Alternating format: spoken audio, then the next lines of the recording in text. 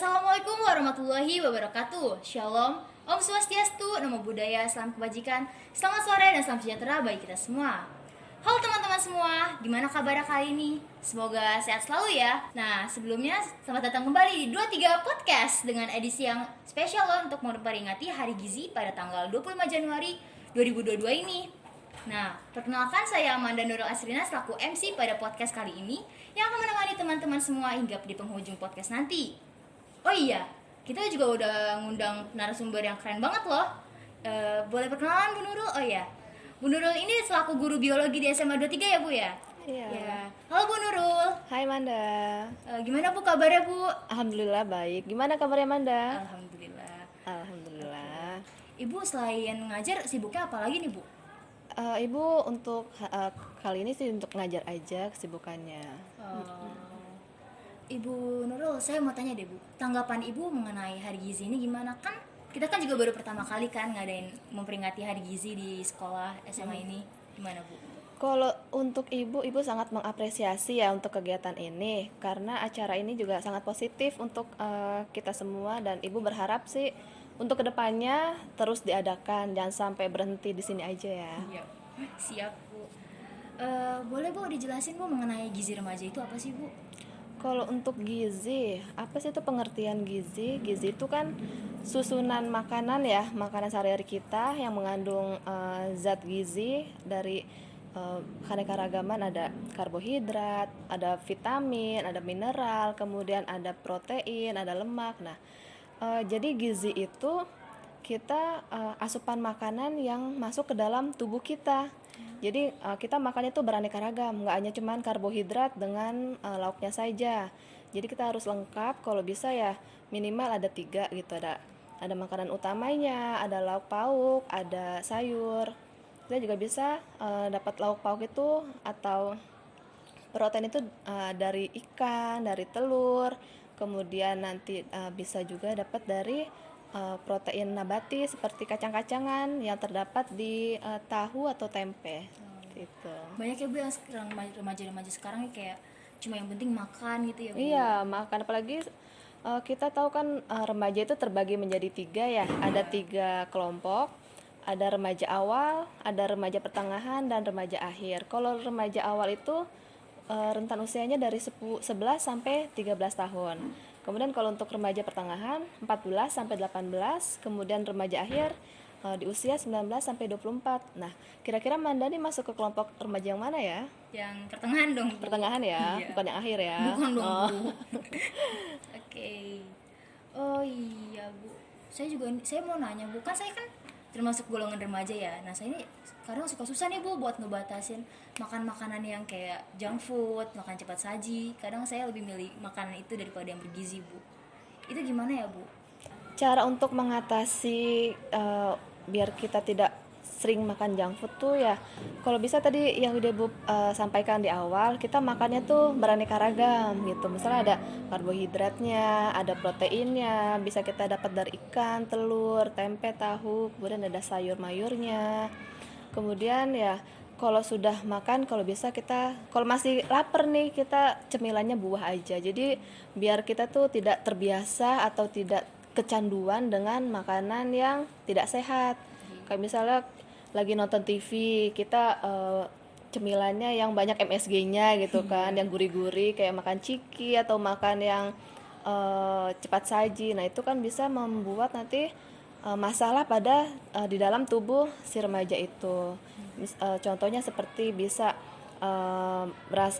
resiko anemia atau kekurangan anemia, kemudian ada obesitas atau kelebihan berat badan karena sering ngemil, makan minuman yang manis, yang cepat saji. Kemudian bisa juga diabetes di usia dini seperti itu. Cara buat ngenalin anak yang ada masalah gizi dari sejak dini itu gimana Bu? Kira-kira? Kalau untuk kita bisa mengetahui anak dari deteksi dini ya istilahnya. Kita tuh bisa melihat dengan berat badan si anak. Berat badan anak, kemudian tinggi badannya, dia bermasalah atau tidak. Karena kan kalau anak balita itu kita bisa lihat dari kurva pertumbuhan. kayak misalnya kalau lagi ada Posyandu. posyandu Iya. gitu kan, ada timbang berat badan, kemudian ada tinggi, diukur tingginya. Nah, kalau misalnya pada kurva itu nanti dia mengalami kenaikan setiap bulannya, berarti anak itu tidak memiliki masalah pada gizi ya.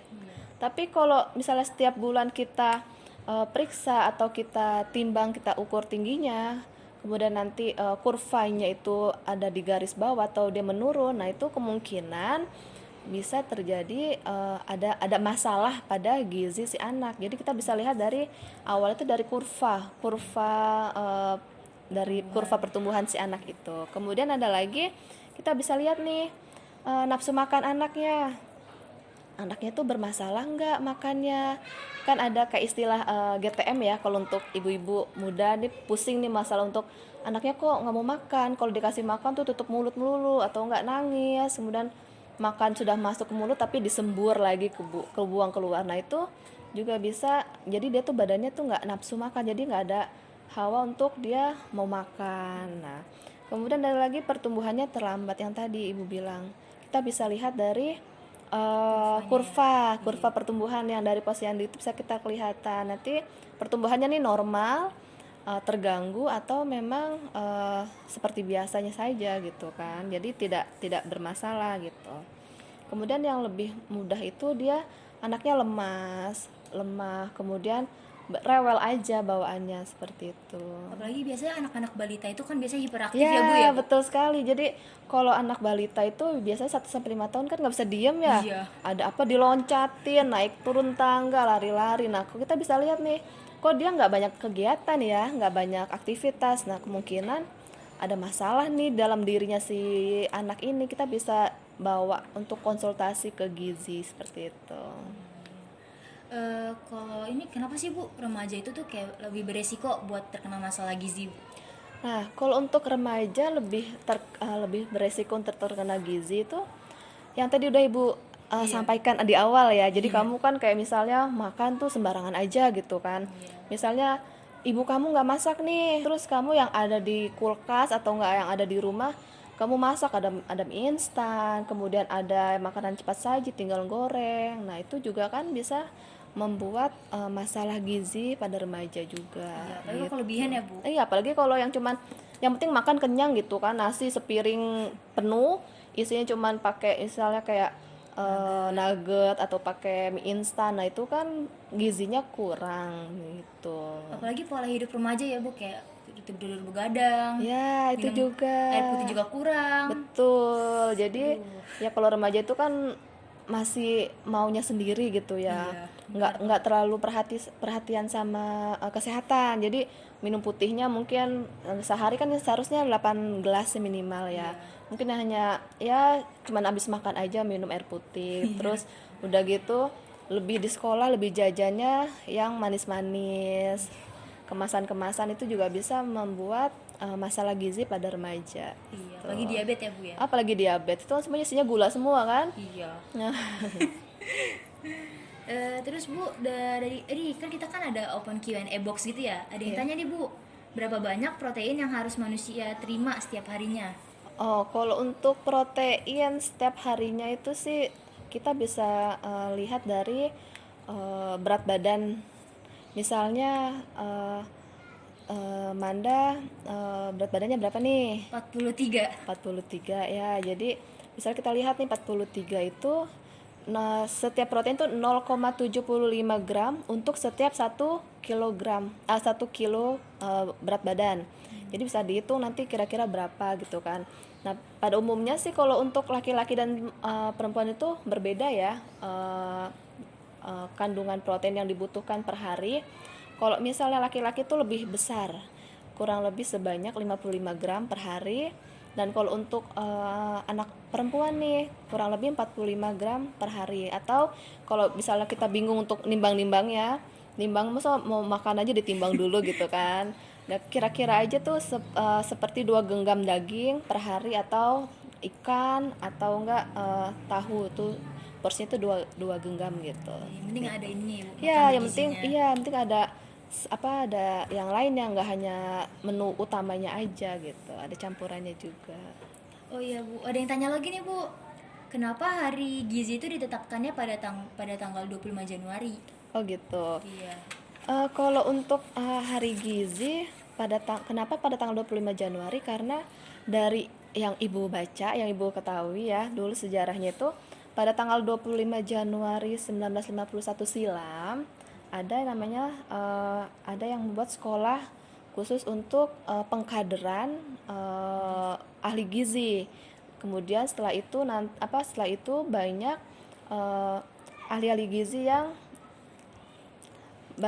yang terdapat di perguruan tinggi. Jadi sejak tanggal 25 Januari itu jadi hari gizi nasional. Seperti itu.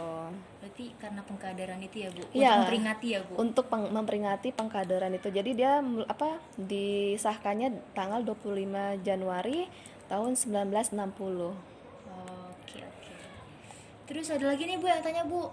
Kenapa sebutan 4 sehat 5 sempurna sekarang itu diganti dengan sebutan gizi seimbang? Kalau untuk sekarang kan udah nggak ada ini lagi ya, maksudnya pemerintah itu dia sekarang sudah merubah kata-kata 4 sehat 5 sempurna. Karena sekarang 4 sehat 5 sempurna itu sudah tidak berlaku. Karena prinsip makanan 4 sehat 5 sempurna itu sudah tidak lagi digunakan, dinilai sudah tidak sesuai dengan perkembangan dan permasalahan gizi saat ini. Jadi pemerintah sudah mengubah kata 4 sehat 5 sempurna menjadi gizi seimbang.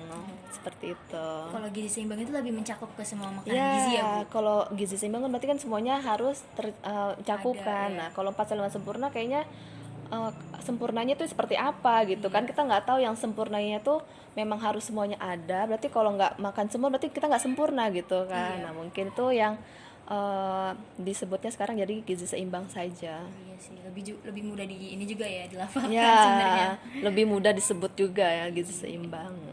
Ibu sendiri untuk sering jaga kesehatan nggak, Bu? Kayak gizi gitu. Kalau untuk ibu sendiri sih kalau makan ya memang masih agak suka ini ya, maksudnya tidak terlalu mempraktekkan yang harus benar-benar seimbang gitu. Kadang juga ada sih, kadang-kadang pengen makan yang cepat saji, tapi ya tidak sesering atau tidak mengkonsumsi dalam jangka panjang. Paling mungkin hanya sebulan sekali atau enggak 2 minggu sekali ibu mengonsumsi, ya masih batas wajar, tapi enggak setiap hari pagi siang sore malam makannya yang tidak sehat seperti Dibatasi itu. ya, Bu, ya? Harus dibatasi. Tuh, Boleh jadi kita makan, harus batasi, teman-teman. iya harus dibatasi, nggak boleh Iya. terus menerus.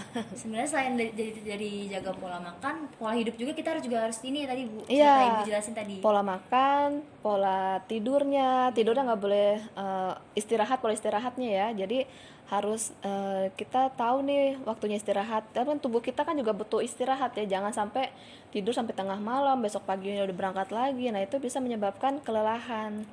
Banyak nih, Bu, remaja-remaja SMA 23, Bu, tidur malam gara-gara chatan sama doinya. Ya. Aduh. Kamu juga ya. Punya doi, Bu. Udah gitu pola makannya juga nggak diatur seimbang. Iya. Aduh, sayang Nah, banget. yang pentingnya itu setiap pagi tuh kita harus sarapan dulu. Nah, itu Bu yang susah, Bu. Harus sarapan biar tenaga kita kan, kita kalau pagi kan banyak aktivitas ya. Kita kalau nggak sarapan nanti kita nggak ada tenaga, di sekolah kita lemas, ngantuk. Nah itu yang bisa menyebabkan kita jadi tidak fokus untuk belajar. Berarti gizi juga mempengaruhi ya, Bu. Sangat mempengaruhi. Ibu kira-kira tahu gak, Bu, tema kita buat hari gizinya apa? Apa ya? Ibu nggak tahu tuh? Gizi seimbang, prestasi gemilang. Oh keren Wah, banget, gizi seimbang, prestasi gemilang. Wah, iya. keren. Kan berkaitan ya, Bu ya. Sangat-sangat berkaitan. Kalau gizinya nggak tercukupi, akhirnya nggak fokus. Betul. Akhirnya prestasinya menurun. Iya, seperti itu. Nah, itu dia podcast kita kali ini. Wah, seru banget ya, Bu ya. Kita jadi dapat ilmu-ilmu baru. Wah, makasih banyak, Bu, untuk waktunya. Nah, kira-kira Ibu ada pesan-pesan nggak, Bu, untuk siswa-siswi SMA 23 mengenai gizi ini, Bu? Kalau pesan kesan ibu untuk anak-anak semua, mungkin pesan aja ya. Iya. Pesannya tuh untuk remaja sekarang tuh kalau bisa diatur pola makannya atau enggak dijaga atau diperhatikan lagi gitu. Gizi dalam kalian makan sehari itu ya harus beraneka ragam. Jangan cuman makanan pokoknya saja, ada macam-macamnya juga. Kemudian banyakin minum air putih minimal 8 gelas per hari. Ya, dan kurangi makanan yang cepat saji dan yang banyak mengandung gula karena bisa menyebabkan eh, diabetes pada usia dini seperti itu. Sangat mengerikan ya kalau masih kecil aja udah diabetes gitu. Iya. Makanya apalagi kita remaja-remaja ya sebagai generasi penerus bangsa harus sehat dong pastinya dong ya. Bu. Harus dong kan untuk melanjutkan Generasi ya bangsa. seperti itu. Yang cerdas dan juga berkualitas pastinya. Pasti dong. Kayak anak-anak SMA 23 gak sih, Bu?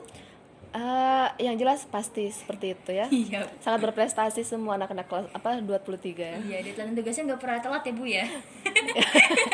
Ya insya Allah ya. Tugas jalan terus ya. Tugas jalan terus. Oke, makasih banyak Bu Nurul atas waktunya. Ya, sekian kawan-kawan podcast hari ini dan terima kasih. Wassalamualaikum warahmatullahi wabarakatuh. Sampai jumpa.